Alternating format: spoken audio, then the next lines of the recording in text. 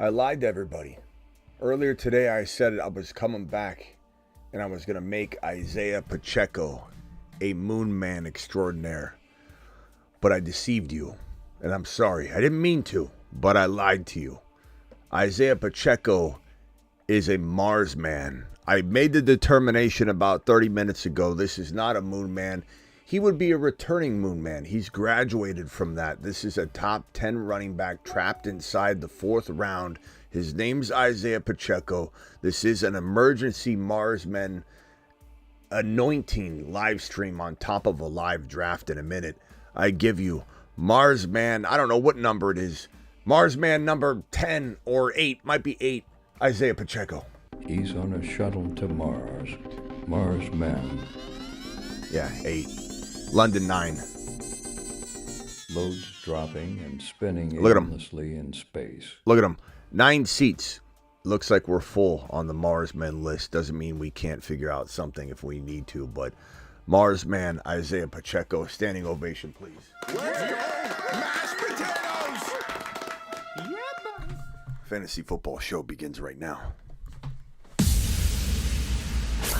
Live from the FantasyFootballShow.com studios. It's the Fantasy Football Show. Live! Monday through Friday, 8 p.m. Eastern. Smitty is also live whenever news breaks. Live whenever news breaks. Live when Mars men, Moon men, Saturn men must be announced. Ray G dropping 5 gifted memberships already on 10 gifted memberships. Ray G to the mother freaking moon. To the moon. No, I lied again. Ray G to Saturn. To Saturn. Let's go! Mashed potatoes! Ray G dropping fire. Let's talk about Pacheco real quickly. Then we might get into a draft. Underdog Fantasy promo code Smitty. Underdog will match your first deposit 50% by using the link in the live chat that's pinned. The link in the description as well. If you're watching the replay, I'll drop the link additionally right now. Code Smitty also gets it done, but the link inserts code Smitty for you. We're going to be drafting in a minute. We'll see where Pacheco goes. I don't want people to start taking him in round 3, though, especially like early round 3 because of this live stream.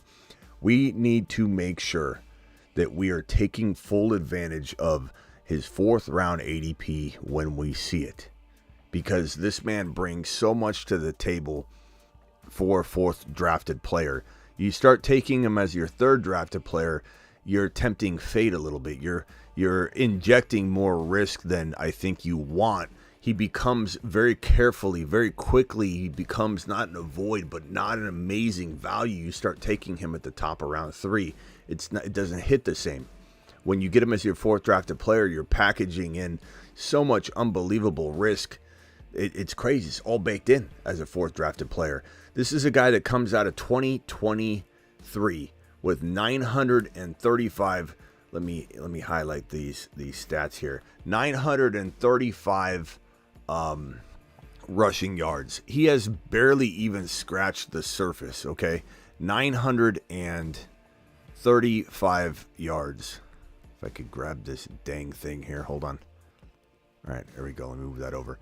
And he had 7 touchdowns on the ground. This is barely scratching the surface. I mean, we're talking about 205 carries, 935, 4.6 a pop, 7 touchdowns on the ground.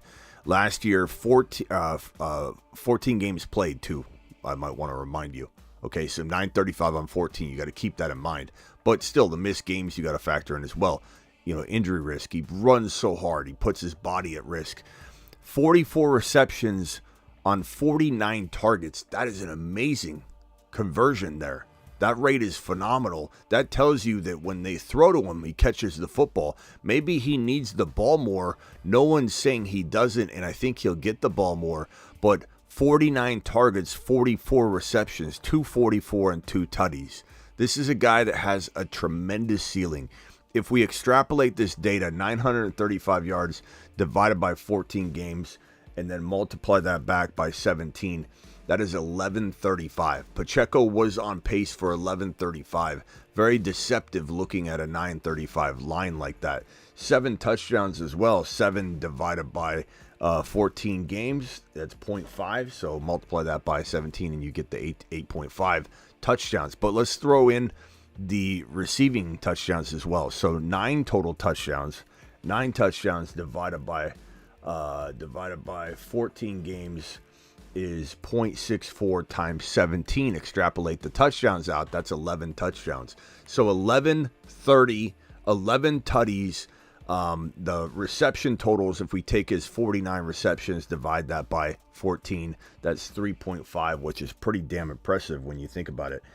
And then multiply that by 17 games, is 60 receptions. 60 receptions, 1130, over 300 receiving, 1130, that's 1,500 total yards he would have had last year. Like he's going to see probably more increased usage this year, but taking last year's data, stretching it out, we're talking about 1,100, we're talking about 300, we're talking about around 1,400 to 1,500 total yards. We're talking about 60 receptions and 11 touchdowns. So I'll put his game log up here as well, because I think it's pretty important to go through his game log. His game log was ultra impressive, especially toward the end of the season. So here's the game log during the year. At the end of the season, you can see, first of all, he started off the season really badly. 23 yards in that Thursday night game, 8 carries, nothing. Okay, comes into week number 2, I believe that was the week 2, and then he runs for 70 yards. Doesn't really get on his horse until a little bit later in the year. He did have a stretch of 3 touchdowns in the October territory, right? October 1st, October 8th, and then the week prior. But this is where he really got cooking, was in this later part of the year. 2 touchdowns in November against the Raiders. 1 touchdown on the ground, but 110 yards against the Green Bay Packers. Plays the Raiders again, 26 yards only, but he had a touchdown. 130 yards against the Bengals on the 31st of December. And then if we bring in the real important data, the playoff data, how he finished, how he looks walking in, and there's some caveats here I'll go over in a second. You've got the wild card game down here, 89 yards, 24 totes, no great yards per carry action in this one, 3.7, but he had a touchdown. He also had a target. In the AFC Championship game, 97 yards, 6.5 a pop, 1 touchdown on the ground, which was awesome to see. And then he comes in this matchup, 68-1. He had 4 receptions for 14 yards, 4 targets, again converting. Look at this, 6 receptions, 6 targets in this final game in the Super Bowl against the Niners, 59 yards, no touchdowns, but 6 for 33 receiving. This guy is definitely seeing a lot of his production increase as he goes through the season. Now the caveat is this: the Chiefs constantly, ever since they've had consistency at the running back position, a la Kareem Hunt, and before that, they haven't stuck to what they finished doing year after year, whether it's McKinnon, whether it's been Damian Williams. They take the momentum and success they've had at the end of the year, and they don't transfer it to the beginning of the next season. They tend to go back to what's working eventually, but there is that risk level that they could walk into 2024 and kind of do what they always do or have done for a handful of years, start using a plethora of options, and then slowly start cementing Pacheco's workload in, and then by week 4 or 5, he's back on his horse. But I kind of feel like without very many options on the table this year, healthy ones, young, youthful options, he's really it. There's no, McKinnon had a great year the year prior, so there's that concern. We're talking about a guy in Pacheco who was the guy, the main guy, the only guy, the guy getting all the work, walking into this season with, Clyde Edwards-Helaire. He's there. I don't think they're going to just turn to him all of a sudden and give him a boatload of work at this point. I believe this is a very, very good low-end running back one. But to package in the risk, you have to account for what the Chiefs have done, the confusion every single year, transferring the previous playoff usage to the beginning of the next season. You have to keep Pacheco cemented into 4th drafted player territory. Or if you're in a draft, let's say, where This is the third round. This is the fourth round. And the running backs are flying off the board. And you got to take Pacheco at the tail end of round 3. But the player that you want here, or the player you want here, probably will also fall here. So you just kind of make this little swap in your mind where you're like, I'm 4 picks away from this 4th round pick. I'll take Pacheco a little early. But once you start negotiating and compromising and taking Pacheco up here, and then you got to wait till down here to get your 4th round pick, you're putting yourself in a vulnerable position where you can't weather through any sort of strangeness that the Chiefs bring to the table, have been bringing to the table time and time again over the past handful of years. Be smart about it. Use this strategy to your advantage and understand what we're talking about here. Pacheco can win you a league in round 4. Pacheco can win you a league as a 4th drafted player. Pacheco becomes riskier to you the moment you start drafting him out of pocket. Don't do it. It's the whole point is to smash the ADP out of the water, to crush and expectations, and to draft him at his absolute floor, because there is injury risk. He did only play 14 games. He does run harder than any running back besides maybe Kyron in the NFL, so the injury risk is definitely present. Is he somebody that you need to cuff no matter what? Who's dropping this? DW dropping 20 gifted memberships on the chat right now. DW to the moon. Let's go! Mashed potatoes! Give me $50, honey. I get by the brother, Smitty. Give me $50. Oh, yeah. DW dropping straight wattage on the screen. DW, appreciate you. We've got gifted memberships galore going on. Gifted memberships from Ray G, we got 10. Okay. After the 10, we had DW come in and drop, where is it? DW 20 gifted memberships. So if you got a gifted membership, please thank DW and thank Ray G, because 30 of them just got handed out on this live stream. What an amazing job by you guys right there. Let's go! Mashed potatoes! What a crew. What a crew we have on the graveyard shift. Our graveyard shifts are just packed with monsters. You're watching a Graveyard Stream. Can't thank my monsters enough here on the Graveyard channel. Pacheco, are we in agreement? Yes, yes, yes. We're drafting him. We're smashing the hell out of 4th drafted player value. We're smashing the hell out of the beginning of round 4. We're not smashing early 3rd round pick territory. We're not smashing anything that takes away the viability here, the uncompromised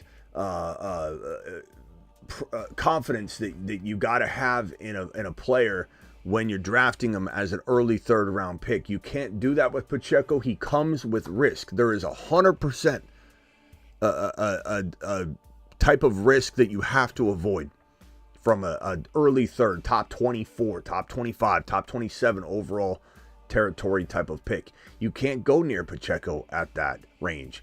That is where he becomes a little bit more dangerous. We talk about the line in the sand all the time.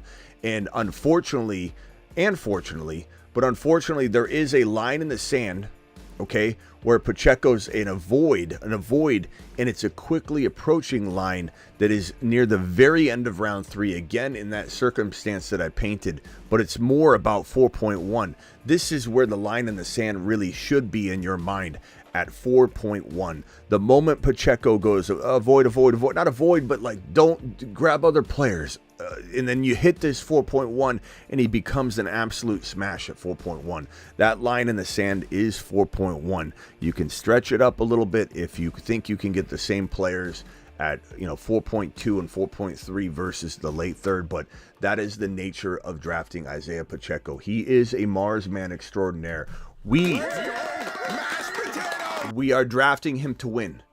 We're drafting him to win. He is a bona fide, low end with ceiling for a lot more running back 1, not running back 2, bona fide running back 1. One of the very last running back 1s you can find in fantasy in round 4. My projection, if I had to throw one out, if I had to be so bold, and then we're going to get to drafting, my projection for Pacheco, let's call it 1,200 yards rushing. Let's call it 65 receptions. Let's call this 395 receiving, and let's give him 14 touchdowns total. That is your Pacheco projection from your boy Smitty.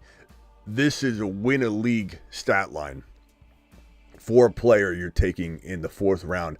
This is the final running back one, essentially, that you can draft. The latest running back one that you can grab in any fantasy football draft is Isiah Pacheco. Let's roll. 2024 Pacheco season. Mars man extraordinaire. He's on a shuttle to Mars. Mars man. Loads dropping and spinning aimlessly in space. And now we draft. Now we draft using code Smitty on Underdog. Link is pinned in the live chat. They'll match your first deposit up to 50%. Here's the link. I'm dropping it right now for all of you. Here we go. Smash the link. Hit the link. Do it live. Once we open up Underdog, we're going to go over to the draft tab at the bottom. We're going to make sure lobby selected at the top left. We're going to swipe over, probably, if I had to guess, over to the Fast Puppy, which is going to be a 20-second timer. So go to the Fast Puppy, click the card, wait there for a second. Let's let people catch up. The green button should be sitting in front of you. You haven't clicked it yet. You're going to in a second. And we're going to jump into a draft together. Fast Puppy, very far down on the cards. You have to be on the lobby tab. You're not going to NFL. You're going to drafts. You're going to lobby. And then those cards, you're going to swipe through to the Fast Puppy. 20-second timer. $200,000 to first place. Click the green button now. DW, thank you for the gifted memberships, my guy. You're an absolute legend. Appreciate you. DW doing taxes. Just being a monster. We're drafting. Okay, those feel really quick. If you didn't get into one, don't fret. Just get into one alongside of us. We love drafting no matter what, right? So just smash the hell out of a draft in conjunction alongside of all these fine folks that are sitting here. Okay, Fast Puppy. Let me load this draft up on my screen. And let's go from there. So your boy got the 9 spot, which is a pretty interesting pick. I like this draft slot for the Fast Puppy. 20-second timer. Chase got into this one. Shubes is in it. Big Dog Stark. Haven't seen you in a draft in a while, Big Dog. Glad to see you here, pal. Appreciate you. Let's see here. Who else we got? Prime Time. We got Chubb. We got, I think that might be, Rush might be one of ours. I know OG is ours from the 5, 6. We got about 80% of this draft is from our crew. Definitely from our crew. 80% of it, easy. All right, this draft is beginning right now. Here we go. Pick number 1, 20-second timer. These go a little quicker. Tyreek Hill. Boom. Phone lines are open while we wait. Call into the show. Call into the show. Phone lines are open while we wait for the draft. It's a lot to hit your boy Smitty. And again, per usual, we don't just sit here and watch a draft and have, you know, a draft only conversation. We open the phone lines, we do it live, and I'm going to put this right here. When I'm on the clock, I'm going to switch back over. But this is not one of those shows where you're going to see just me draft over and over or whatever. We're going to have conversations, open phone lines, etc., etc. So here's the draft. I'm going to be on the clock in a second. Hold on 1 second, Justin. I'm going to come to you in 1 second, okay? Let me just make sure I make my pick. Justin Jefferson, Breece Hall, Chase, Lamb, Bijan, McCaffrey, Tyreek, all the way back on the clock here. Man, this is tough. I love...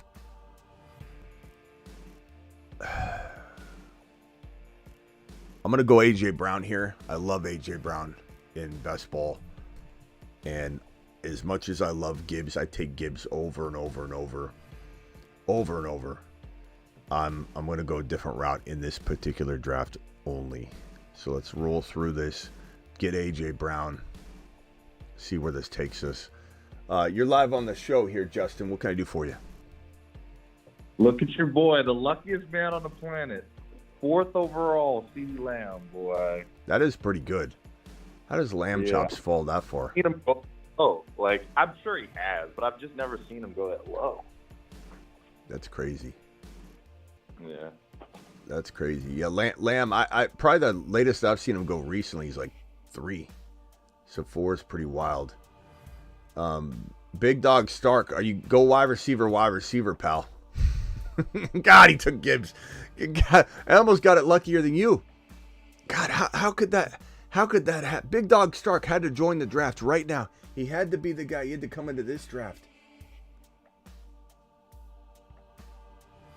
I'm torn between Barkley. I'm with that one, boy. I'm torn between Barkley and Achane. I took Achane. Yep. I love both of them. Big Dog Stark, you could have, jeez, bro. You had to join this draft. We haven't seen you in ages. You come in, you grab the 10 spot, and you steal Jahmyr Gibbs. I almost stole Jahmyr Gibbs away. That would have been absolutely insane. He's like the Undertaker. What can I do for you? Hello. Justin, hello. What can I do for you? Oh, I didn't know you. I thought someone else was on the line. What's up? What can I do for you? I'm just enjoying the draft. I don't really got anything right now. I was just checking on my CD link. Well, call in when you got a question. All right. Guys, just hang out on the line. No, not when you're not talking, bro. And I got no one else on the phone line. It's a little weird. It's like you're watching me. Call back in though. We got more people on the phone line. You can do that. But think of a question. All right, call back. All right, Justin, can I just sit on the line? I appreciate that. Can I look through the window? Thank God there's no window. I built this studio without a window. Just for that very reason. I don't know who's going to come a knocking. What's up, Joel? What's up? Fred says Saquon will feast. He absolutely will. Go watch the Saquon video, bro. Go watch the Saquon video. I almost took him just for this particular show, given that we've been talking Saquon up today. I almost took Saquon. I almost did, but I went with my boy Achane. I love Achane. I can't stray away from Achane. Achane's going to have such a big year. He's going to be such an explosive player. I love that there are doubters out there. It's wild to me. It is wild to me. Achane over Saquon. Yeah, Fred. I just said that. Of course. But they're neck and neck, Fred. They're neck and neck. They both have right around that ADP. Achane fluctuates depending on the contest. In weeklies, he's going at 11, 12, 13, Achane. In Best Ball Mania, he seems to float around the 14, 15, 16, 17, 18. So it depends. Okay. In a draft with super fit. Nice, Phil. All right, thanks, Fred. Appreciate you anyway. Thoughts on James Cook? Not a huge fan of the cost of entry, but depends where he falls. I've seen him fall at a place where I take Cook, but I've also seen it depends on the contest. It depends on non-best ball. I think he can get overdrafted a little bit. I definitely think he can get overdrafted. For sure. Damn, Chase sniped my Jalen Hurts. That's the downside of drafting with you mofos. You guys snipe like crazy. You take people so early too. But that's right. You got to go with the flow. And I'm not married to stacking like everyone else anyway. But I would have loved to have gotten Hurts and AJ Brown. But that's okay. Because your boy has a backup plan. I got a backup plan for the backup plan. Let me cue that guy in case I time out here. Let me just take a gander. Ooh.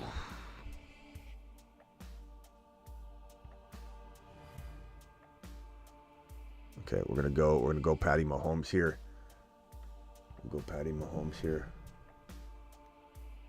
What's up, Sick Nasty? Appreciate you, my guy. 5th round too early for what, Golf? For what? Wendell says Achane's injury prone. That one's for you, Wendell. Love Kyler and MHJ. That's a great stack. Fantastic stack.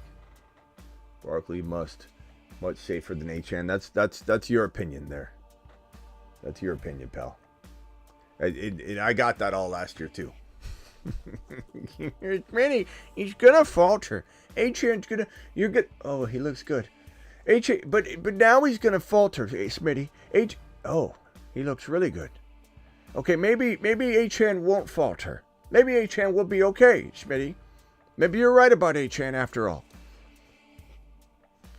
We're going to go with the man of the hour. We're going to go with the man of the mother freaking hour. I think. Oh. Yeah, let's do it. Isiah Pacheco. It's a creative cuff, too. I almost went Kelsey just to get the Kelsey Mahomes stack, too. But it's okay. Pacheco, Mahomes, I like it. It's a potent offense. And they easily could thrive together in the same game. Let's go Pacheco, Mahomes. I like it. It's good. Mashed potatoes! Man of the hour. I like it. I like it. All right, phone lines are open. Dial in. Call into the show. Call into the show.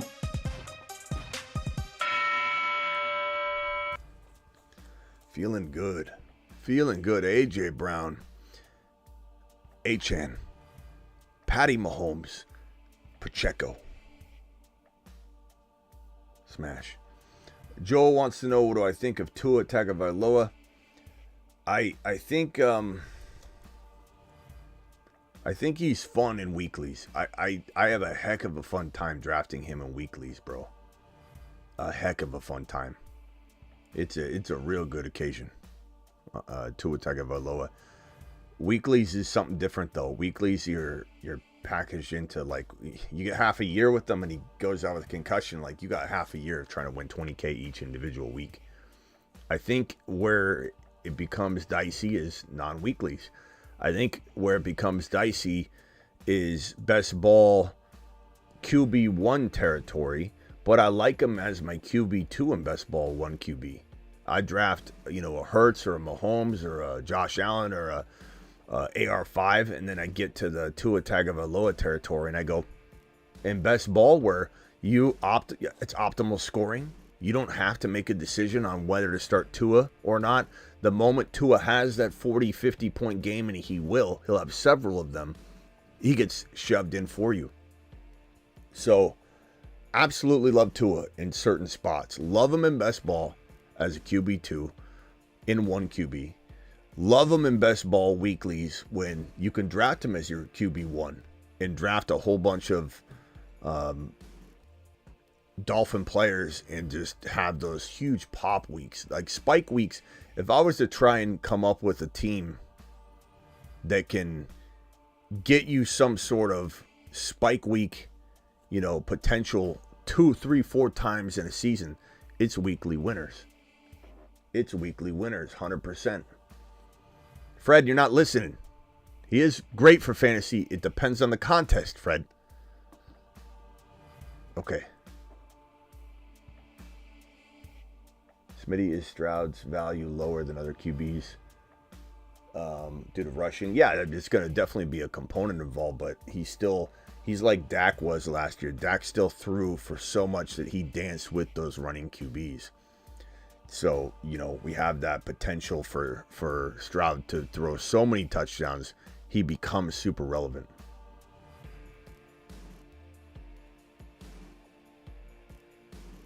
All right, here we go.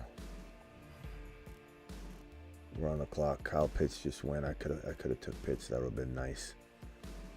That's okay. We'll go with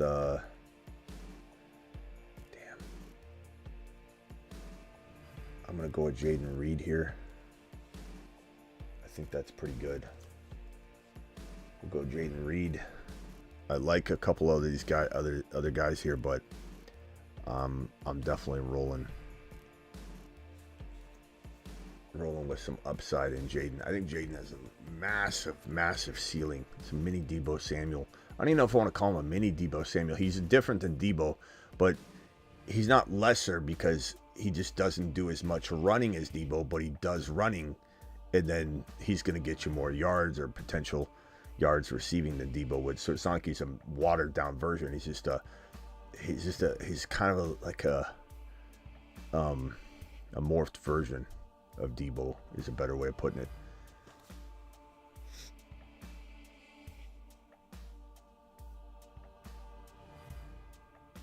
Stroud, it's a good pick. Let's see.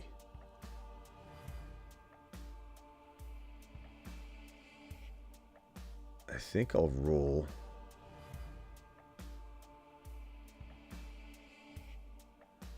I don't really draft Worthy a lot, but I'm going to cuff him to Mahomes in hopes that we get.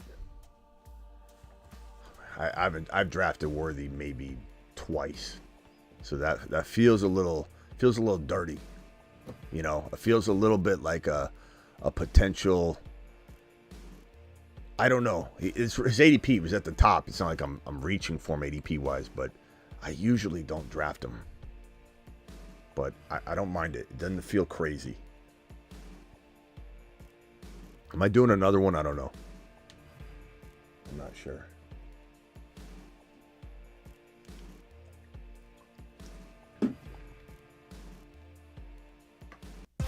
Call into the show. Call into the show. All right. If you missed the Barkley show, make sure you go watch the Barkley show. Do it live.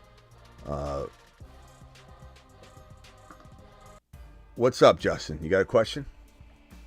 Yeah. So, what are some of your favorite guys kind of like in the 175 or lower? Because I'm not really feeling like a lot of like the quarterbacks in like that in like the bottom this year. I know they say it's a deep one, X, Y, and Z. I know I'm a Fields guy. I know you're a Fields guy. Do you like anybody else down there at the bottom? Quarterbacks or anybody? No, just quarterbacks in particular. I mean, Baker, Geno are up above that range. Will Levis is okay. He'll throw a lot. Bryce Young's okay. Bo Nix is pretty interesting. But Russell Wilson and Fields together are great and best ball. But yeah, I mean, Fields is it, bro. I mean, I'm scrolling through here, and I don't like Darnold. I don't like Minshew. It's gonna be Fields, baby. Fields or maybe Bryce Young or Nix if you needed to throw in a couple other names in there. But there's not a lot of QBs that I love past that territory. Hold on one second, bro. DW dropping a 20 watt on screen. DW to the mother freaking moon. Alert. Super chat alert.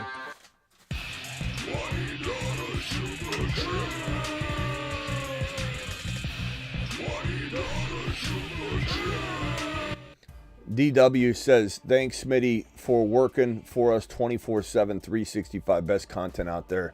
Hit the thumb up button. Thank you, DW. Go ahead, Justin. DW to the moon. To the moon. To be honest.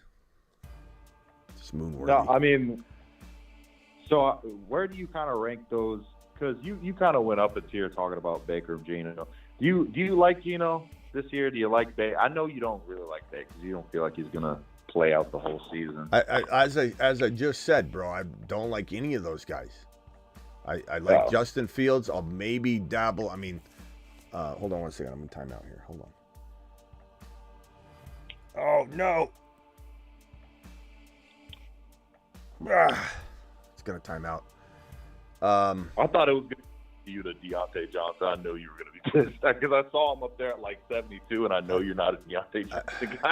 I took Najee. I mean, I didn't really want to take Najee. I was just going to time out, so I just smashed it.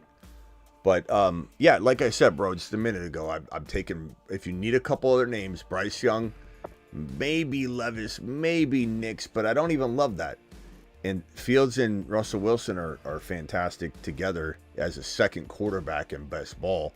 In non-best ball, I don't know that I'm even going that late ever. There's no reason to. You can get two quarterbacks in a non-best ball where you don't have to go near the 170. So the answer is nobody. Yeah. The answer is no one. You monitor Fields in a non-best ball. That's it.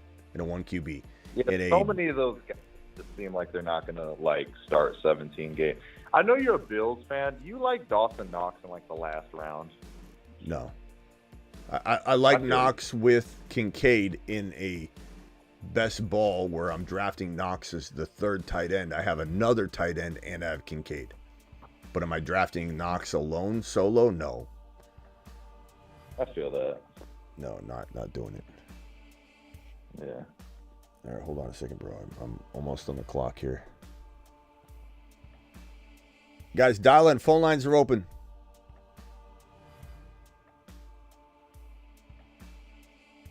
All right, I'll probably go Jalen Warren. I got Najee and Warren together now with Pacheco. My QB room with Achane, Pacheco, Najee, and Warren's pretty locked down. I'll take another running back at some point, but I'm smashing that. Justin, this is Super Chat new. I agree with Travis's point in the chat. McKinnon is gone. So many running backs in the top couple of rounds got added competition, not Pacheco. Yeah, I mean Clyde's really the only competition, but there is the threat of him getting more work than we ever possibly imagined because they've done it year after year after year. They make you scratch your head and go, what are they doing? Damian Williams just looked great in the Super Bowl. Damian Williams just looked great 2 years in a row. They come into week one and don't use him. And same thing happened. It's happened before. McKinnon exploded. Then they came in that next year. They didn't use McKinnon. And you're just like, what in the hell are they doing? So they're notorious for doing this since even Kareem Hunt. Like, it's been that long that they've literally just screwed around with the running back stable from playoff finish completion to week one of the next year. But this is the most likely year for them to break that trend because there is no momentum for anybody else. It's not like McKinnon looked good when there's nothing. Like, it's not like Clyde comes in with any sort of momentum whatsoever. Cuffing Clyde to Pacheco is not even required at all. I'd much rather just grab another shot at another player than worry about that cuff because, I mean, hell, CEH will go undrafted. You could just monitor the hell out of that situation. If something happened to Pacheco, you may not even want to pick up Clyde. You might say, this other guy I got that I drafted, I can't even cut, so Clyde's going to go to somebody else. Clyde's not a must cuff by any means. Pacheco or nothing really for me. But yeah, this is the year. This is why Pacheco's a Mars man. There's hesitation with putting Pacheco on the Mars man list at third round value, but I'm not doing that. I'm putting him there as a fourth drafted player. Proof in the pudding here in this draft, Pacheco going in the fourth round to me with the fourth pick in round 4. So this is where you smash Pacheco. As you noticed, I didn't take him at that Mahomes pick in round 3. I'm not drafting Pacheco in round 3. I'm letting somebody else steal him away from me if they're going to go ahead and take him in third round territory. You got to bake in the risk.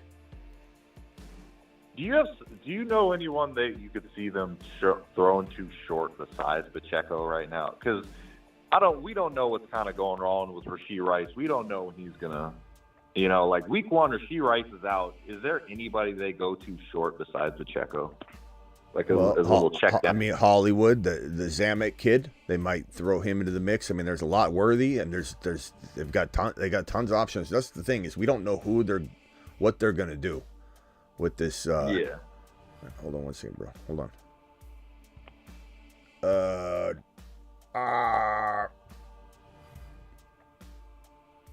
Okay, I'm gonna time out. I queued him on purpose. I'm timing out on 80 Mitchell.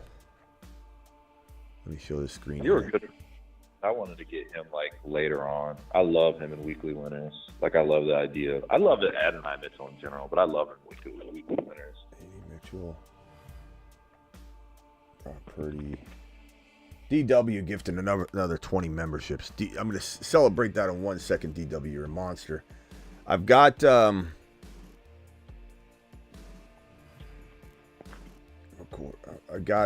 you know what I might do?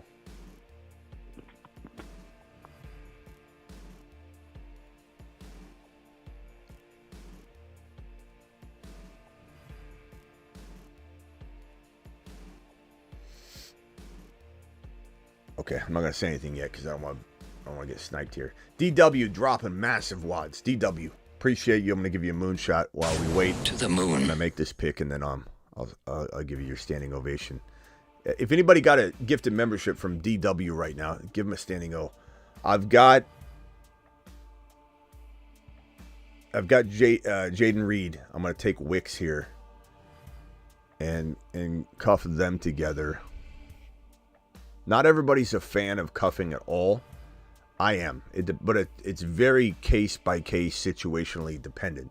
And in the case of Wicks is a monster if Jaden Reed or Christian Watson's out. I love him, and so cuffing him to Jaden Reed gives me security that I like. I've got AJ Brown, Jaden Reed, Xavier Worthy, AD Mitchell, Wicks. My running backs are Isiah Pacheco, Najee, Warren. My quarterback is Patrick Mahomes, and we're strolling on through. Look at that quarterback run. Purdy, Trevor Lawrence, Tua, Goff, almost all in a row. That's wild. Yeah, I had to grab Goff because I just feel like it gets kind of weird after him. What pick are you? I'm Rush the Visionary. That one's me. Okay, Rush. All right. Yeah, it's the CeeDee Lamb. I got you. DW, $20 home. Give me $50, Honda. Get by the brother, Smitty. Give me $50.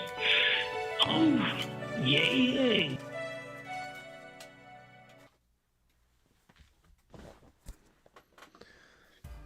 All right, Justin, anything else?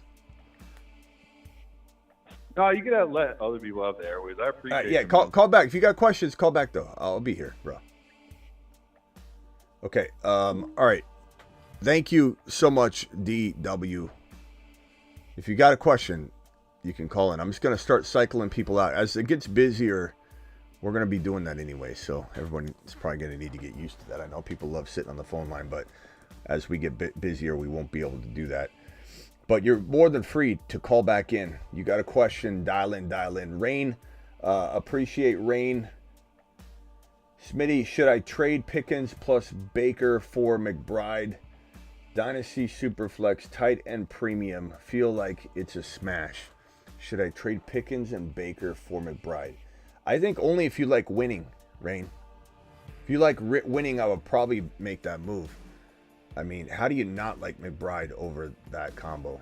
Smash it, bro. All day long. McBride's a top 4 dynasty player. No cap. No doubt about it in my mind. I'm almost on the clock here. I need to grab. It's getting kind of thin here. Damn it. Man, you guys are a bunch of snipers. I swear. I haven't seen so much sniping in my life. I'm going to go with Dalton Schultz because I mean, these tight ends went ripping off the board. But I don't mind that. It's good. It's a good tight end considering I'm waiting till round 11, I guess. Travis, you're live. Hey, how's it going? Yo. Yeah, I like Pacheco a lot. I think the difference this year is that, like, I'm pretty sure if you look back, I know with McKinnon, and I'd have to double check with Damian Williams, like, they were never, like, truly shown to be, like, 3-down back type guys.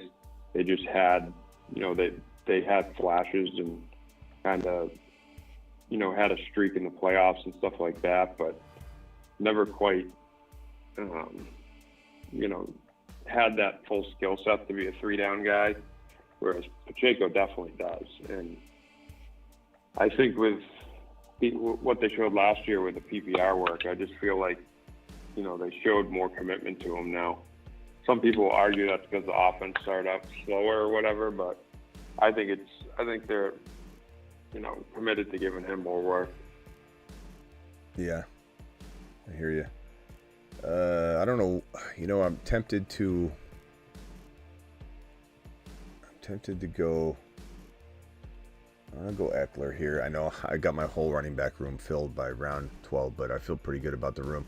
By the way, Reigns, Smitty, should I trade Pickens plus Javon Baker for McBride, dynasty, super flex. You know, and let's just say that's not Javon Baker. Let's say, because this is a super flex, let's say that's even Baker Mayfield. Oh, You know, even if it was, I don't care. Doesn't change it at all. McBride all day long. It's tight end premium. And you said the chat's saying no. Who in my chat saying no to that? Like, I hate to look at these receipts. What are you guys talking about?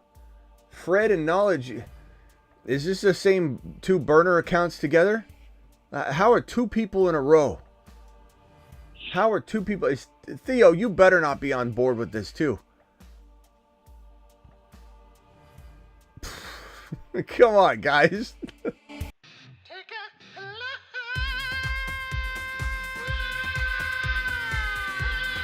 On top of it all, like, Even you if gotta have better it is Baker, wide receivers than Pickens.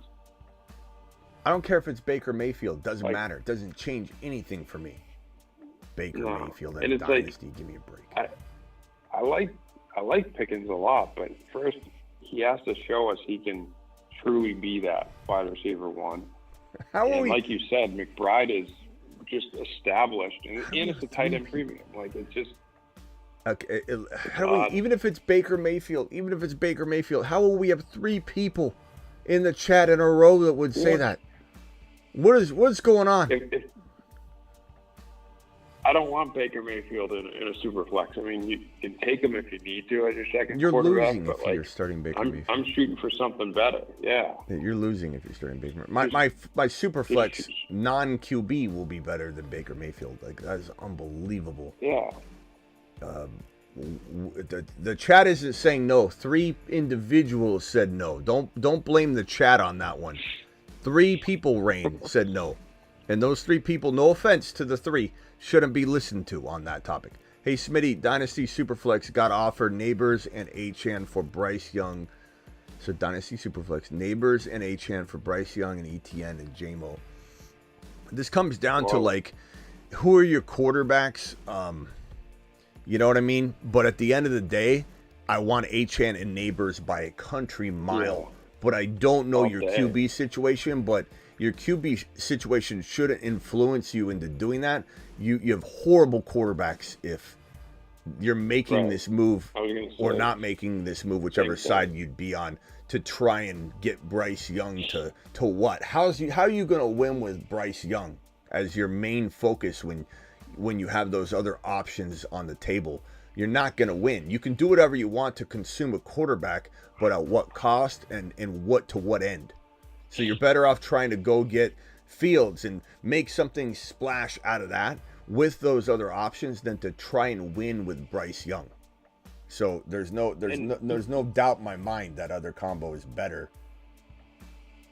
Even if Bryce Young, takes a big step up, becomes something good, you're getting if you want to say Achane and ETN or Wash, whatever, Neighbors, his value in Dynasty is, going to be more than Bryce Young will probably ever be, even in a super flex possibly. Like, Neighbors has a chance to be, amazing in Dynasty. I'm still baffled by 3 people in a row saying not to get McBride over. I see little pockets of people that doubt McBride, and for all different weird reasons. I don't know how that happens. A lot of them are MHJ, which I rarely correlate the tight end losing looks because of a wide receiver. Justin, you can call back in if you want to sit on the phone line. Now that we got more people on the line, it's a little less awkward. John, you're live. Hey, do you think Pitts can end up being Hawkinson? I think Hawkinson might try and be Kyle Pitts, baby. Yeah, Kyle Pitts could be top 4. I had my tight end ranking video, bro. I think I still have that available to show. Let me draft real quickly. My team so far, I feel pretty good about it. I got Rodgers, Mahomes. I got my running back stable buttoned up. I've got I need some wide receivers. I Let's go Isaiah Likely. God, I didn't even check the bye week on Likely. I just had to draft him. Week 4, double 14s. Damn it. I knew that was going to happen. I knew 20-second timer, didn't have a chance to check. I'm like, what are the odds? And when I said what are the odds, I think my mind knew that Houston and Baltimore probably shared the same bye week. I smashed it, 14, boom. That's all right. I'm going to get another player, but that's okay. Sometimes, like I said, bye weeks don't even really concern me all that much. But so far, my team is Mahomes, Aaron Rodgers. I've got Isiah Pacheco, Najee, Warren, Eckler. I do have some, multiple bye weeks clusters there. Week 6, week 9, and then Eckler's week 14. But that could be okay. I might want to explore another running back, but I usually don't like that more than 5. AJ Brown, Jaden Reed, Xavier Worthy, A.D. Mitchell, and Wicks. Except for Wicks and Reed, I'm completely spread out on bye weeks. And Dalton Schultz and Likely are my 2 tight ends. This super chat here. One second, John, and I already forgot your question. I think I answered your question. Hey, Smitty, got a dynasty. Oh, yeah, I already answered this one. Thank you, Jonathan. Appreciate the super chat. But yeah, smash, bro. Again, smash. Neighbors and H-N, I don't even care what your answer is to your quarterback situation. I almost put that onus on you to fix that. And you could ask me for advice and we could try to hook you up somehow, get you a Fields. But give me a shot in the dark at something like that versus trying to take my team down a endless road of Bryce Young as my main focal point. H-N and Neighbors are monsters in Dynasty. And as much as I like Bryce Young, you can find a way out of that, I think. And I'm assuming you at least have one other solid quarterback.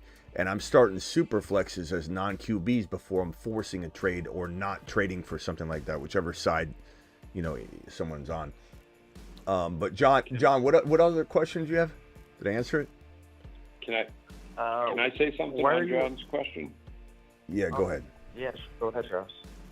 Just about the Hawkinson thing, like I think Hawkinson's great, but he's dealing with his injury, and he just got a downtick in QB. And his best year has been 900 something yards, 5 or 6 touchdowns. And then if we look at Pitts, I think Pitts can be a 1,000-yard guy because I was reading the thing between Ritter and Heineke, 59% of Pitts' targets were uncatchable last year. That's the highest rate in the NFL.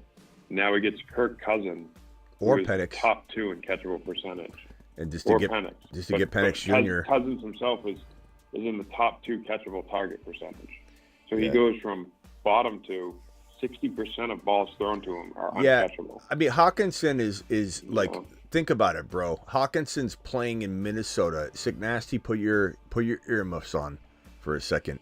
You've got what going for you over there to feed Hawkinson, Addison, JJ,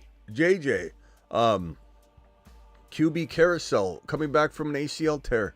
There's not a lot to love about that situation, my guy. But yet you got the complete opposite over there in Atlanta. It's a glorious day over there. I'm gonna go McMillan here.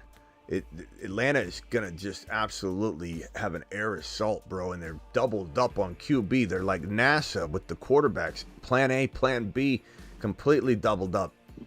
There's nothing to be worried about. Hawkinson, you don't know how he's gonna play. You don't know how the quarterbacks are gonna play. Those are 2 moving parts you can't control or even be able to predict. It's not even close, bro. It's not even close. Hawkinson can't sniff the ADP value of Kyle Pitts. Doesn't matter if, like, we talk about, well, what about in a year when he's, who cares? I don't know what's going to be in store for him. Can he stay healthy? Will he be healthy? Who's quarterbacking? Will they be playing well? Can they feed everybody in the offense? I can't imagine Hawkinson holding even near the same value without Kirk Cousins. Not to mention he's hurt. It's not even close, bro. It's like they couldn't be more miles apart. I liked Hawkinson. Look, I was, and I know this sounds like Smitty always says this. I was higher on him than anyone in the entire fantasy industry, proven by the rankings evaluation that was done in that ranking contest. They actually, even Fantasy Pros highlighted that I had him ranked higher than anybody in the entire industry. So you're talking about a guy that really does like a lot. Oh God, I just drafted another week 14 tight end. I just got 3 straight week 14 because I wasn't paying attention, and I was timing out, and I only had him queued. Son of a bitch. That's right. We're gonna bleed out in week 14 at the tight end position, but we'll be okay. And then what makes you not want to take more than 5 RBs? Is there like statistics based off that, or is it just like yeah? Some of the good data. Real quickly, let me get John's super chat that's been sitting here. CJ, Dak, JD5. Those are your QBs. Like, what are we even talking about then? I mean, near borderline take a lap. John, I appreciate the super chat, but borderline take a lap material that we're even contemplating, John. I appreciate you, bro. And I'll always take the super chat, but borderline take a lap material got offered Neighbors and Achane. To not take Neighbors and Achane for Bryce Young, Etienne, and J-Mo when you have CJ, Dak, and JD5, even if you just had CJ Stroud alone, bro, I'm trading away Bryce Young to get this package right here, and I figure it out because it's Superflex. Superflex different than mandatory 2 QB. Mandatory 2 QB is just that. You have to start 2 QBs. Even then, I don't think I'm forcing it because I don't believe in that, in those players near as much. Like, you have to smash the hell out of that trade. It's not even close. What were we talking about? What makes you not want to take 6 RBs? Statistics, etc. Yeah. So there's some data that helps you in best ball from previous years. I think some of the most important data is not player specific or, drafting build specific always. Taking tight ends early is bad. Or, hey, like last year, late tight end smashed. But let's think about it logically. Why did it smash? Because McBride was breaking out. Because Laporta was breaking out. These aren't things that are necessarily going to replicate it. In fact, in most cases, everything's a cycle. So that means traditionally, early tight end is going to smash this year because breakout, tight ends have already emerged in that cycle. Not saying it's impossible to envision a guy, because I have a tight end, show on this. So there is a possibility that, as I've pointed out several times, a guy like Musgrave could be the next top 5-6 tight end. A guy like Goddard, who's been great before, been injured, people doubt him, he could bounce back and be a top 6 to 10 tight end. Ben Sinnott, rookie, likely. Jelani Woods, all these guys could be that next breakout guy. But at the end of the day, it feels like the early tight end's going to smash. So the data's so... what pick what do I need right here? Let's see. Probably wide receiver. I'm gonna go with good old. Guess I'll go with Zay Jones. This isn't my best draft. I will admit. I'm a little distracted. I've made some missteps. But as far as like running backs, the reason I go 5 RBs is because it does feel like 5-6 is the sweet spot statistically speaking, and some of that has to do with the rotation at certain positions too. Like if you draft 3 QBs, you have a much higher likelihood of outscoring that same build if you went 2 QBs. So then you got to look at like what is an a surplus of a position. I would say I would never go 7 RBs, but I would go 6 RBs. The only time I've ever gone 7 RBs is in the build where I go all of the Dolphins and all of the Rams. So I got Kyren and Corum. I've got all 3 Miami Dolphin running backs. And then I've drafted 2 other additional running backs for the bye week, since the Rams and the Dolphins share the same bye. But then you got to strategically make sure you draft 2 amazing QBs so that have different bye weeks, so you're never going to need anything, and you are banking that they don't get injured. You could go the same route with the tight end position, but traditionally 3 quarterbacks, 3 tight ends, And then where you have the wiggle room is between the running back and wide receiver rooms. So if you're going to, in the case of my build right here on this team, I have 3 QBs, I have 3 tight ends, and I have 1, 2, 3, 4, 5, 6, 7 wide receivers and 5 running backs.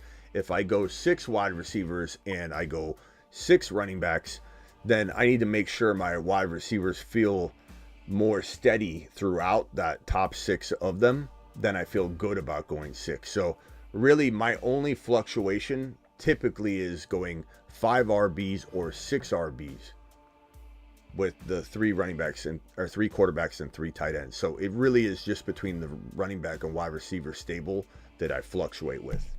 I either take the 5 RBs and I take the rest wide receivers with the 3 tight end. Now, if you get into like 20 roster spots per 20 roster spots, like in a super flex, then it becomes a whole different thing. Super flex, I love grabbing like 4 or 5 quarterbacks. But best ball is, obviously different than non-best ball. Like I'm never really drafting. It depends on the league, but usually I'm drafting just 1 tight end because the free agent pool is so loaded. And that's how everybody pretty much drafts. If you draft in a league where that's different, you got to accommodate for that. Usually in non-best ball, you only need 2 quarterbacks too. But I will draft 3 quarterbacks when I'm getting value. Like, let's say I've got Hurts and I draft Tua and JD5. Now I've got firepower for trade, and I've also taken the ammunition away from another team playing defense in a way. And I just feel like I can get by at another position, like going, especially like out of a draft, for example. I'll do that draft, no kicker, and then I'll wait right before week 1 and pick up a kicker and hold that quarterback for a while, try and make a trade. Now, a lot of people don't trade for quarterbacks, so sometimes you got to wait injury. But when I told a lot of people to draft 3 quarterbacks last year when it made sense in non-best ball, and even though some people ripped on me for it in the chat, they're like, I've talked to people before. They also make videos, and they say drafting 3 QBs in a non-best ball, 1 QB is a waste. And yet, how many people came back around last year and said, at the end of the year, and said, Smitty, thank God I listened to you. I had AR5 go down. I had Joe Burrow go down. Or I had Aaron Rodgers and AR5 go down. I had Joe Burrow and Aaron Rodgers go down. I mean, how many QBs did we lose last year? So, it just depends. Injuries can strike massively, and then you got trade, bait. I traded AR5 for Puka Nacua in the middle of the year. Like that was right before the injury. I also traded the exact opposite. I took on AR5 for Puka Nacua, and then AR5 went down. I did that exact trade one way and then the other way in 2 different leagues. And AR5 would have been unreal. It would have been unreal. But in one of those leagues, I crushed it on that trade. The other trade, it hit me hard. You should frame the AR5 for Puka trade. That's unbelievable. Well, I mean, because AR5 got hurt, but AR5 would have easily earned that trade in a league where you have no quarterback, and you've got a league-winning potential team. I think there was more involved in it, but I'm just saying that those are the nuts and bolts of the trade. AR5 people are going to be quick to not remember how good he was going to be. He was on his way. Exiting that third massive game, he was breaching top 4 to 5 quarterback territory, walking into the out of the first month of football. He went from being a 6th, 7th round pick, depending on what league and size and whatever, to turning into a guy that felt like he was almost untouchable, So I can't wait for people to doubt AR5 because I feel like people aren't taking him serious enough. I feel like, the doubts that we feel with Barkley, where people are like, it seems like 70% of people, 65% of people love Barkley. And then you get about 2 or 3 comments that come in and go, they don't throw to their running backs. Barkley's injury prone. The disrespect to Barkley is crazy. But the disrespect to AR5 is beyond crazy. Beyond crazy. Superfish with a $10 hauler. Appreciate you, Superfish, coming in strong with a 10 wad. Appreciate you. Drafted in a different one with some of our folks. Kyler, Stafford, Brees, Barkley, Connor, Benson, Wright, Cup, Reed, Shakir. I like it. It's a good squad. Let me go over to the teams real quick and evaluate these, and then I'll go around the phone line. I think some people haven't talked. Marsman Rock Out, go ahead real quick. You've been waiting for a while. I'm sorry, bro. Yeah, can I give you my bad team? Go ahead. Dak Prescott, Tua, Carr at quarterback, running back Bijan Robinson, Kyron Williams, ETN, Chase Brown, Tracy, wide receiver DK, Hollywood Brown, Brian Thomas Jr., Coleman, Jameson Williams, Dodson, Leggett, and then weak tight ends Conklin, Likely, and Kraft. That's nice, bro. Nice work. What did it project you for a good amount of points? Not that matters, but I'm just curious. Like 2,800. Mm-hmm.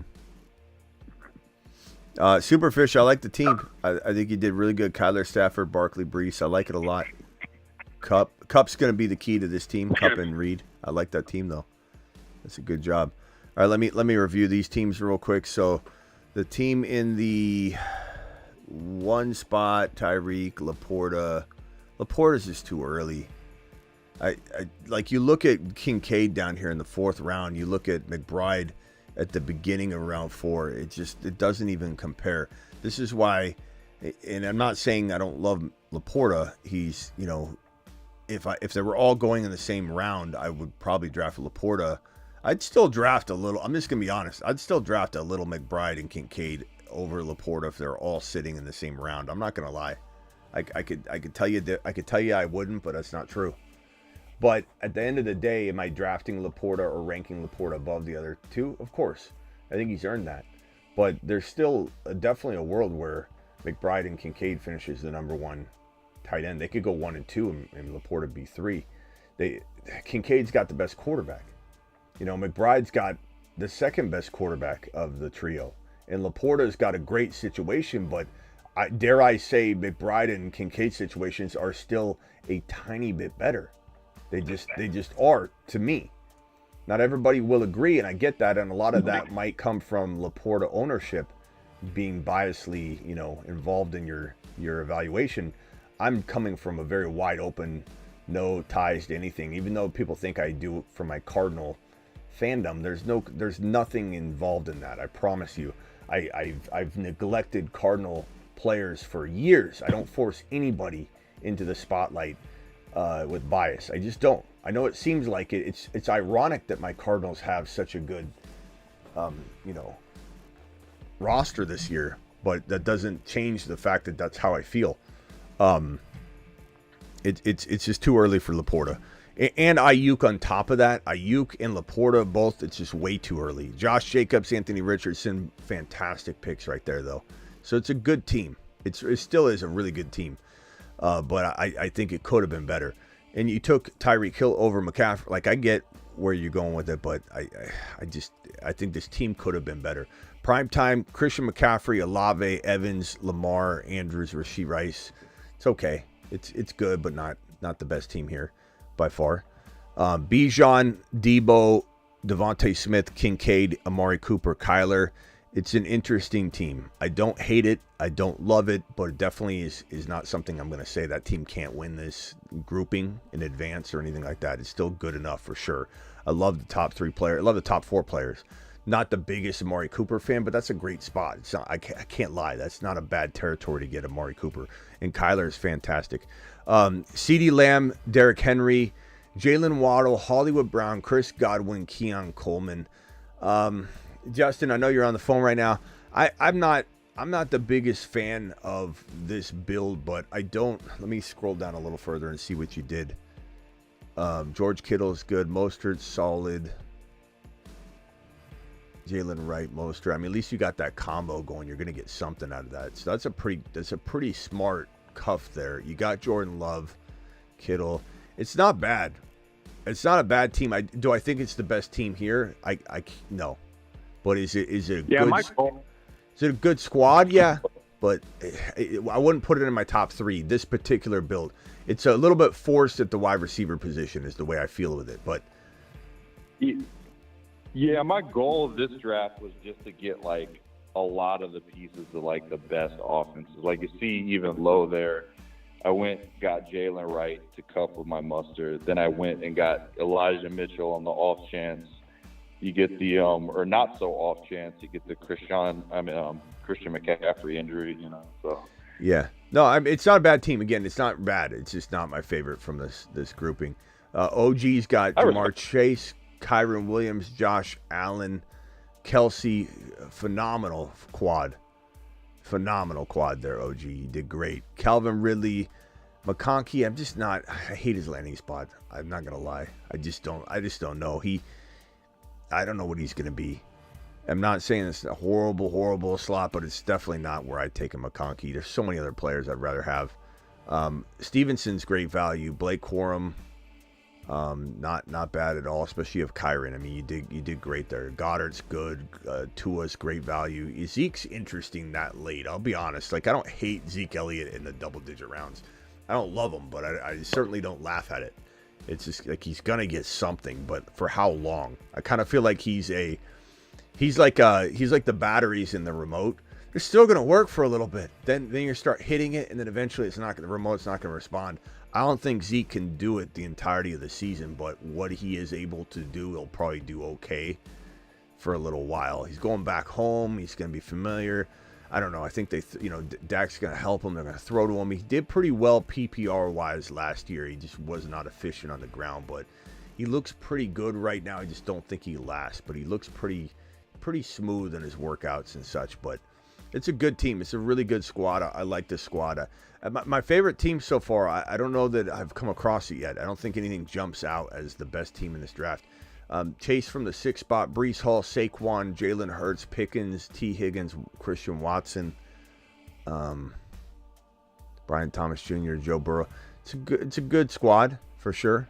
Shubes as JJ, Taylor, Malik Neighbors, Zay Flowers, Christian Kirk, Hopkins, Ingram, Aaron Jones, Brock Bowers. It's solid.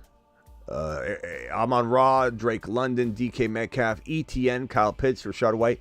That's a crafty team. Zamir White, Jonathan Brooks. Yeah, you did really good flipping into RB after you waited a while, and you got some good RBs. So that's an interesting team. Definitely could be crafty. Not my favorite team, but like I definitely would wonder about that team later on. Like, hey, what's that team look like? It's a really decent build. AJ Brown, Devon Achane, Mahomes, Isiah Pacheco, Jaden Reed, Worthy, Najee Warren, A.D. Mitchell. This is my squad. It's good. I'll be honest. I don't love my team. I don't think my team. This is just one of those drafts where you got a lot of snipage going on. Guys didn't fall that I would love to have fallen. That probably would have fallen if we weren't drafting. That's another thing too. A lot of these teams, like these, would all be a little bit better if we weren't in the same environment sniping each other's players. So, no excuses on this. You got to take what the draft gives you, and sometimes you can take advantage of the sniping. But it's not like I love this team. This is definitely not one of my favorites. Do I think that this could win the grouping in advance or something? It could. I'd need a few things to happen. I'd need Najee or Warren to solidify, one of them to be an absolute, monster. I'd need Achane to stay healthy, as everyone keeps saying he's injury prone. I don't think he's injury prone. I think that's ridiculous, but that's fine. Isiah Pacheco to get fed, Mahomes to have a bounce back year. I mean, a lot of things need to happen, but this is Worthy steps up. This is a very capable team. It's just there's a lot of things that need to come together. That's, I guess, what I would say is the downside. Big Dog Starks got Puka, Gibbs, Cooper Kupp, Diggs, McLaurin, Stroud, Deontay, Jake Ferguson. Pretty good. I like it. Garrett Wilson, Devontae Adams, DJ Moore, Michael Pittman, James Cook, Keenan Allen, Caleb Williams. No thanks on this team. The last team in 12th spot, Marvin Harrison Jr., Nico Collins, Tank Dell. I'm sure they expected to get CJ Stroud. You probably should have taken him earlier, though, because you got Mixon as well. This is a Houston team. I guarantee they wanted Stroud. You pushed your luck, though. You were probably trying to get him. You should have taken him instead of Kenneth Walker. I like Walker, but I mean, if you wanted to stack that up, it's a pretty decent team. I don't think there's a team here that I think everybody sniped each other into a B score, like a B rating, A through F. I'm giving B's to a lot of people, including myself. I don't think my team is an A minus even, but I don't think anybody's got that. I do like the team on the end, the Tyreek Hill, Sam Laporta, Ayuk team, Josh Jacobs, Anthony Richardson, Alvin Kamara. I didn't even scroll down. JSN's phenomenal. Trey Benson, probably my favorite team. Advantage to the one spot. The one spot's a hard spot to screw up, not to give you an underhanded compliment, but it's a good team. You went a couple different directions that I wouldn't have gone, but it still worked out. You got a really good squad. This team from the... I kind of like the team from the 3 spot. Shubes' team. Or is that Shubes or is that Chubb? I think it's a different person. Yeah, I mean, I really like OG's team. That's a really good team that just, if you went a couple different directions, I think this team would have been by far my favorite team. I just don't like the McConkey pick. But really, everything else is pretty good. I like it. I would have, if you would have gotten, who could you have gotten instead of McConkey? Who could you have gotten, bro? Who could you have gotten? McConkey, 60.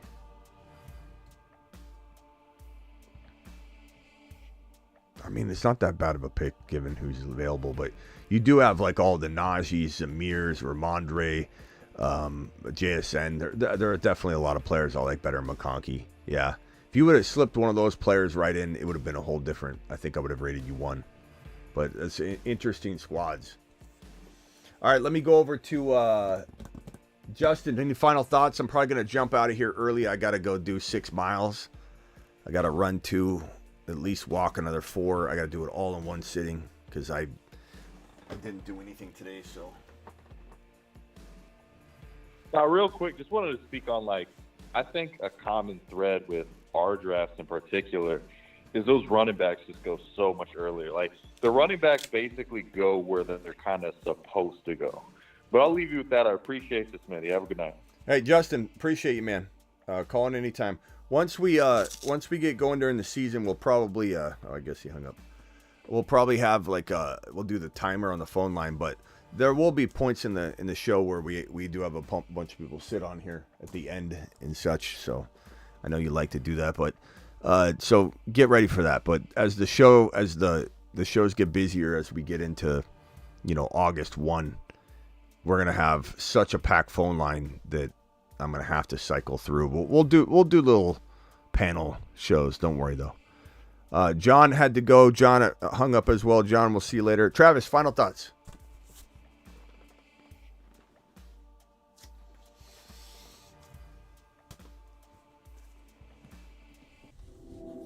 You're on mute, bro. Hello, Travis. Hello. Hello. Oh, Travis must have went to the can. All right, I'll see you all later. Pacheco season, Mars man extraordinaire. He's on a shuttle to Mars. Mars man. Look at him. Look at him. Loads dropping. Pacheco season, baby. Mars man extraordinaire. I struggle putting him on the Mars man or the Moon man. I suppose I could kick him down to the Moon man if I feel like there's another person that needs to jump on. I mean, we got a month and some change we got more than a month. We got like 2 months practically still. 50 something days, right, to go. So I can't imagine not having another Mars man I need to throw up. So Pacheco could float over, or I could kick somebody else down.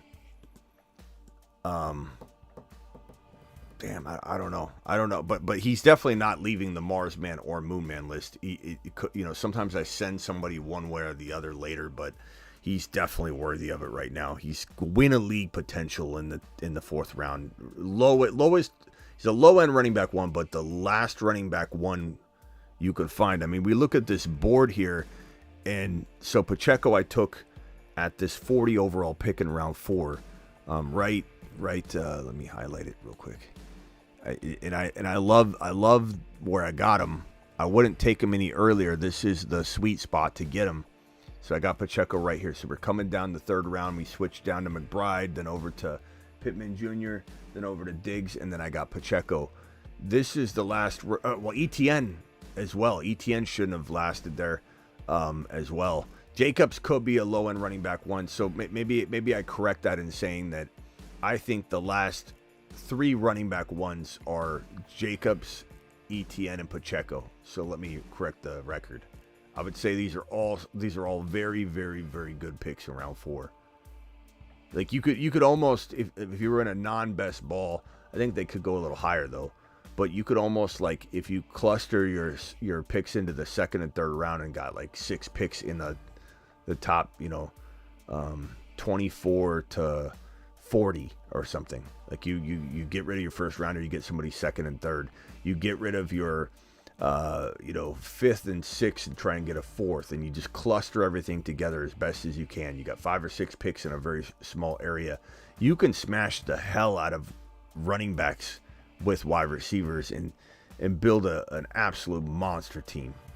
I mean, obviously I'd shoot for Achane and Kyron, but like you could get wide receivers earlier and resort to like a Pacheco ETN or a Jacobs Pacheco ETN. Like you have these 3 guys as your running back 1, 2, and 3, and you could stack. This is amazing. Josh Jacobs, ETN, and Pacheco as your running back 1, 2, 3, and you stack up on other positions. I mean, draft pick trading is such a fun topic for me. The thing is, not everybody drafts in those leagues anymore, and we do talk a lot of best ball. I try to reel that back because I don't want everybody to think we just talk best ball here, because we don't, especially when the season begins. We do a lot of best ball weekly tournaments, right, where you're drafting just for week number 1, you're just for week number 2. We're still doing those drafts at midnight, but we'll be talking a lot of non-best ball coming up here August 1 on. I'll do both. I'll talk about both, but non-best ball is very different, and draft pick trading is a big part of that. But some people even play in leagues where you can't trade the draft picks, and that's stupid to me. John, final thoughts. You called back in.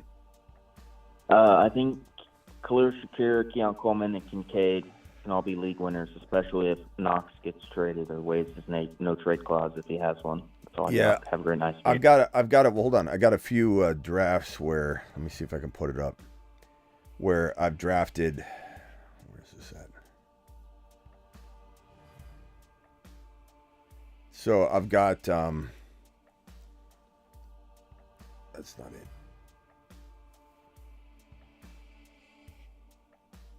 Let me see if this is it. Weekly winner. It might be a weekly winner. Josh Allen, Dalton Kincaid, Keon Coleman, Curtis Samuel, and Shakir, all on the same team. So I got Josh Allen, Keon Coleman, Shakir, Curtis Samuel, Dalton Kincaid. Could even grab, what's his face, Claypool if I want later. But I've got all of those guys. The attractive part about grabbing all those guys in a weekly winner contest like this one that I'm holding here is they cost so little. The firepower you can build around them is crazy. So to have, Christian McCaffrey on this team, to have Alvin Kamara still on this team, to have Trey Benson and Corum, to have Cooper Kupp on this team, to have Brian Thomas Jr. on this team. I love the idea in weeklies consuming that Buffalo Bill roster, because it's not like I expect to use Keon Coleman, Shakir, and Curtis Samuel, and Kincaid, and Josh Allen all on the same weekly winning roster. But what's going to happen is Kupp's going to go off, McCaffrey's going to go off, Josh Allen's going to go off, Kincaid's going to go off. And then all I need is, by having every single one of those Buffalo wide receivers, I just need the Buffalo wide receiver that goes off, and they'll go into my lineup. And then the Brian Thomas or the other players, the other components, Kamara, those players will jump in, to my lineup. So it's not like I'm expecting all of those Buffalo Bill players to help me win 20K of a weekly winner. I just need to make sure I button down the entire roster because it's so cheap. And the other pieces that I draft above it are going to be the things that go with just one of the wide receivers, with Kincaid, with Josh Allen. So, agreed on that. especially with that kind of build, especially with the weeklies. Now, outside of weekly winners, I don't know. I don't know if I love the build as much. I mean, I think if you can get just 2 of them, that'd be great with the QB. The thing about those 3 guys is that there's no other team with an elite level quarterback where you can get all 3 guys at tremendous value. It's not possible. So, all right, bro. I think easily league winners. Have a great night, man. I appreciate you. Later. Jordan, this is a blanket statement. I appreciate you. I don't want you to take this the wrong way, but this is a regurgitation. I'm not saying you aren't thinking for yourself on this one, but there's so many people that have just started a YouTube channel, or they've barely done this. They've done it 3 years now. I played for 4 years. They're creating content around not cuffing. Don't ever cuff. Take another shot at this. To suggest that cuffing is either good or bad in an absolute way is, I think, extremely. It's a complete oversight. It's case by case, Jordan. There are situations where cuffing is absolutely critical and absolute. And then it's not blanket, though. There's other situations where I don't want to cuff a single one of these groups of players. But this is why I come with the cuff board. I come with the graphics. I come with the things that can help support a lot of what we're claiming and saying. But these are the cuffing situations. These are must-cuff situations. Corm and Kyron. Now, you get in here and they're not must-cuff. But these situations. And the Garendo thing is a prospective cuff. Like, we don't know if Garendo is going to eventually grab the role. If and when he does, though, he will be a must-cuff. So that one, I'm almost tempted to take that one off because of the implications it has if I don't have time to explain it every time, or I switch to the board and somebody sees it and they're like, I have to cuff Garendo. Garendo this is like one of the only ones on here where we're doing some projecting. But Benson and Connor, it's a must cuff, especially in best ball. Allen and Hall, must cuff. HN, Mostert, Wright, I love cuffing all 3, but Wright is a universal cuff to either one. And Corm and Kyron, there's not an argument in the entire world that is going to convince me or should convince any of you that Corm and Kyron don't have to be cuffed. You cuff them, you have a number 1 potential running back in fantasy football 2024. You definitely have a top 5. Cuffing is vital and not vital. It is case by case every single time. So yeah, definitely 100%. 100% not blanket. Appreciate you all. Jordan, I didn't mean to call that out. I just want to explain that for people that might have read that or seen that or think that or whatever. Appreciate you all. See you tomorrow. We're live when news breaks. I'm live whenever big news breaks. Additionally, I'm live Monday through Friday, every single Monday through Friday. No one goes live as much as your boy does. Nobody. You hear me? Bring it in. Nobody goes live more than your boy. Live when news breaks. My live streams just Monday through Friday at 8 p.m.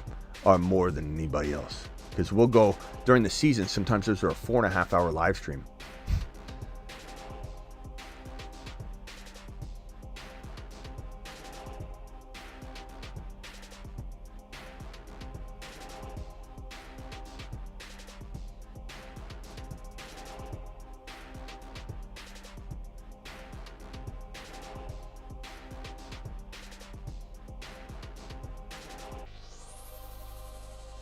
Do we have a super chat hanging here? Superfish drafted in a different... No, I got that one. Okay, thank you, Superfish, again. Thank you, Justin, for the super chat. DW, John, Superfish. Justin, thanks for calling in. Travis, thanks for calling in. John, thanks for calling in. Everybody that called in, appreciate you. Rock Out says, check your DM. Hold on. Rock Out might have dropped one more piece of poetry on the way out the door, ladies and gentlemen. I can't promise this will be... I can't promise this won't make you want to leave the live stream and go punch in some Rock Out Spotify clips. Go, get you Pacheco. Go, get you Pacheco. He gonna be a beast in your lineup. Is he beatboxing? Going to take it cover. He be running fools over. Hard in the paint on the field. He gon' fuck the kill. Take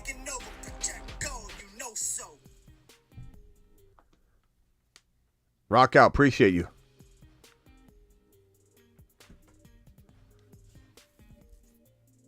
He's in the building. Thank you for the super chats. DW, thank you for the gifted memberships. 10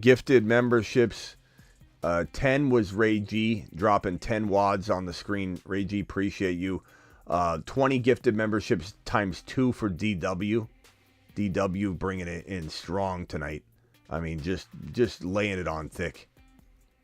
DW just dropping a double D on everybody. Double 20s on everybody.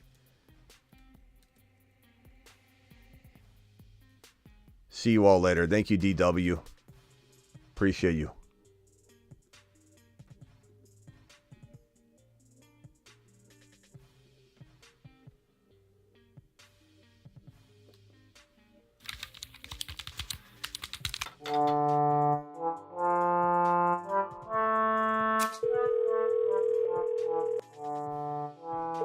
Come on, man. Pick up. Please leave your message after the tone. Hey, man, it's Devontae Adams again. Call me back, bro. In your eyes, the light that hit your eyes, complete your lives.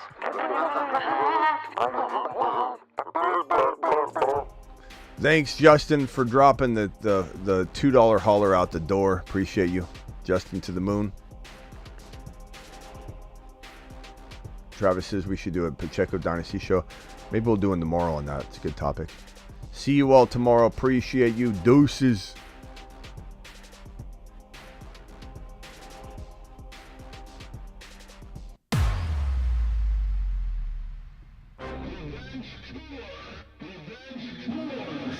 It's time for some revenge, baby. Revenge tour, revenge tour. Revenge tour. The Saturn Men. One small step for man, one giant leap for Saturn. He's on a shuttle to Mars. Mars Men. The Moon Men. Dropping loads in outer space.